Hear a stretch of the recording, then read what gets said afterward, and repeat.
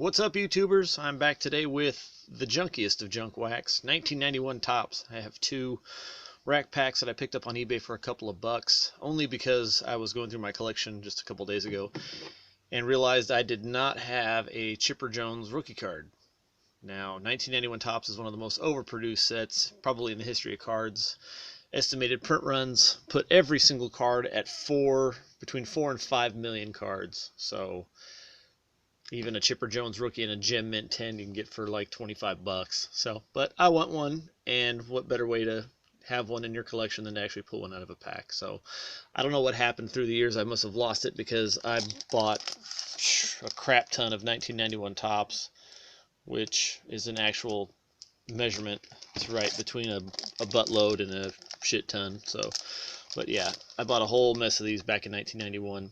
1991 was actually a really interesting year around the world. Lots of cool things happened. We had the invasion of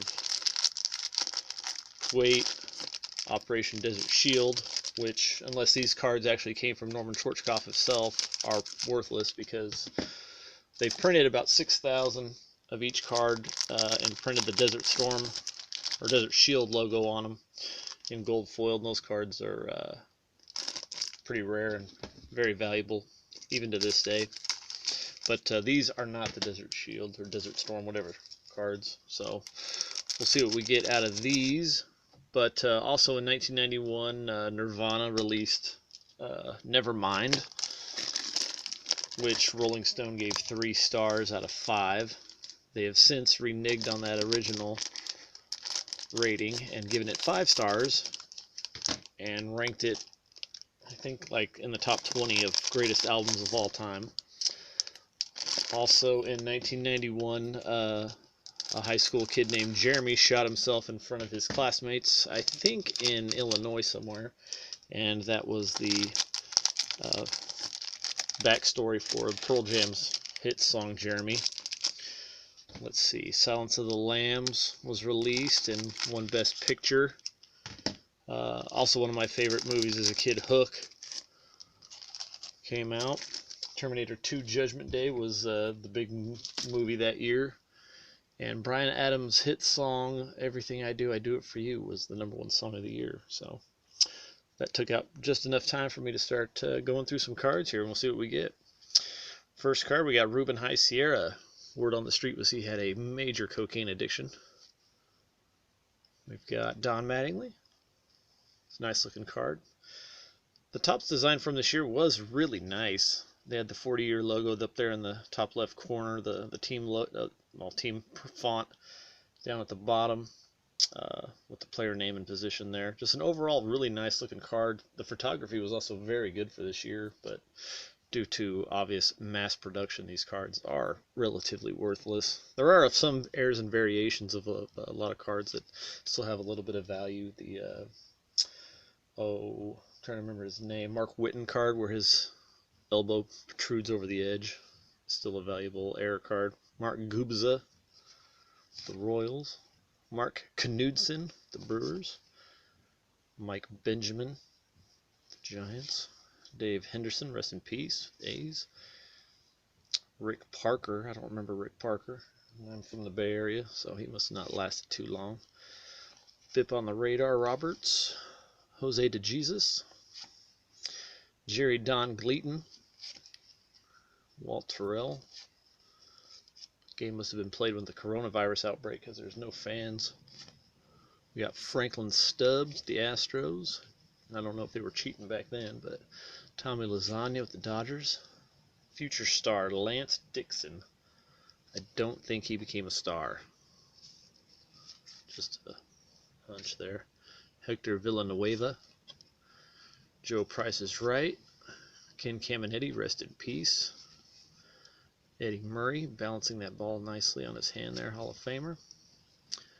Nelson Santavania from Transylvania. Jose Canseco with the Athletics. There's also some variations on the back, I'll get to that here, that has the 40th anniversary logo that you can vaguely see there that is really bold and bright.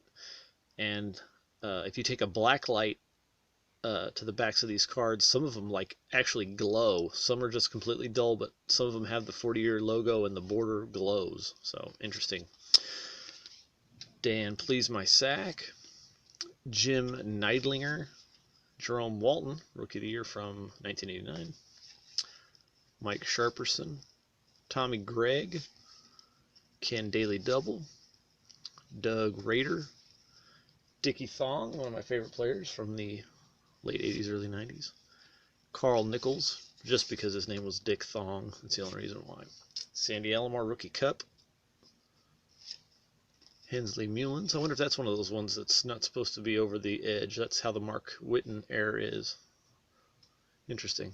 Maybe I'll look that up and see. Hensley Bam Bam Mullins, Willie Frazier, Frank Tanana, great long career with almost as many wins as losses. Paul Maurer, Ken Oberkfell, who always looked like a substitute teacher that somehow was playing quite extensively. He had a long career. First All-Star card of Barry Larkin, Hall of Famer. Well, I missed a few Hall of Famers in that last stack. We'll set these aside. I'll go through them at the end. Just grab the rest of these and get it done. Juan Gonzalez, probably right when he started taking steroids before he got just gigantic. Rance Mullenix, Mike Schooler, record breaker of Bobby Thigpen. He set the saves record with 57, breaking Dave Righetti's, I don't know, 5 or 6 year old record. Ken Howell, Steve Searcy, Tom Kelly. He just always looked like he was pissed off. I never saw Tom with a smile on his face. He always just kind of had that blank, duh look on his face. Phil Stevenson, Jim Vatcher, probably waiting for somebody to ask for his autograph, but nobody knows who he is. Marty Barrett, Mel Hall, Omar Olivares, Little Dick Schofield. His dad, Big Dick Schofield, played back in the day. Bob Welch, rest in peace. Craig Biggio, Hall of Famer, before Jeff Bagwell showed him the benefits of using steroids, probably. Anyway, Bob Mylacki, Tony Fernandez, Bob Walk the Line, Kevin Elster, Matt Noakes. Folks, Noakes. I didn't know he was on the Yankees. Maybe I just forgot. I don't remember him as a Tiger. Rafael Palmeiro, who did not take steroids, period. Wade Boggs. I remember this card. One of my favorite photographs of that set. Pretty cool, standing in front of the clouds. Kevin McReynolds, the Mets. Jeff Hamilton with the Dodgers. He looks like a paper boy. Old man Charlie Huff. He was already like 52 when this card came out. Pitched for another handful of years with that knuckleball. Darren Dalton, before the Roids too, leading the Phillies in '93. Mike Heathbar, one of my favorite candy bars. Another great photograph on this Roger Clemens card, standing in front of the big green monster in front of Strikeout. Good looking card. Ken Williams. Come on, let's get a Chipper Jones rookie. Hadn't even pulled the draft pick card yet. Jeff Schaefer. Sparky Anderson. Randy Villarde. Mark Gardner. Ricky Henderson. I always thought that card was pretty cool looking too. Sliding back into first base on a pickoff attempt, it looks like. Louis Aquino. Tim Belcher. John Moses. Mike Lavalier was actually an all-star. Chris Gwynn, who was better than his brother, just didn't have a better career. I don't know why. Jose Chico Lind. Jose Rio, MVP of the 1990 World Series against the A's. Bill Pecota. Jeff Parrott. Tim Sherrill, whatever. Todd Benzinger. There's my first draft pick of Mark Newfield. Looks like fresh out of high school. He was supposed to be a stud. Yeah, high school statistics on the back. So it's interesting to look at. Ron Darling. Brad Arnsberg with the Rangers. Another all-star of John Franco. Scott Ruskin. Scott Foreskin. Another draft pick card, Carl Everett. Looks like fresh out of high school as well. High school batting statistics. Julio Machado, Mike Marshall, Burt Behome by Blyleven, and Steve Avery finishing off my 2 rack packs. Unfortunately, I did not pull a Chipper Jones rookie card, but it's always fun revisiting the cards that I bought massive amounts of as a kid. The funny part about 1991 Topps is I always remember just everywhere you went they had some.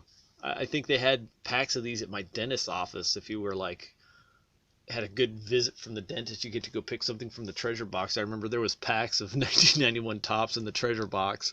Of course, I was super pumped as a kid, being a card collector, getting my teeth cleaned and getting a pack of cards out of the treasure box. It was usually just little sticky hands or fake mustaches and dumb crap like that in there. But when I opened it up and there was packs of baseball cards on there, that was pretty exciting. So anyway, thanks for watching, and I'll have some more videos here pretty soon. See you next time.